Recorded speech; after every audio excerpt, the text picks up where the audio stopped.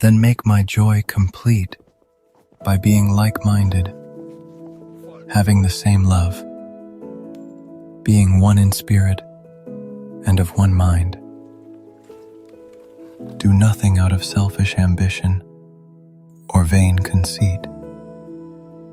Rather, in humility, value others above yourselves, not looking to your own interests, but each of you to the interests of others.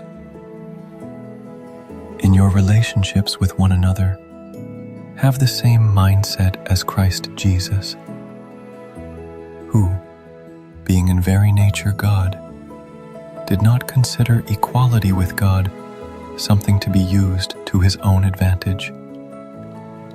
Rather, he made himself nothing by taking the very nature of a servant, being made in human likeness, and being found in appearance as a man, he humbled himself by becoming obedient to death, even death on a cross. Therefore God exalted him to the highest place and gave him the name that is above every name, that at the name of Jesus every knee should bow, in heaven and on earth and under the earth, and every tongue acknowledge that Jesus Christ is Lord, to the glory of God the Father.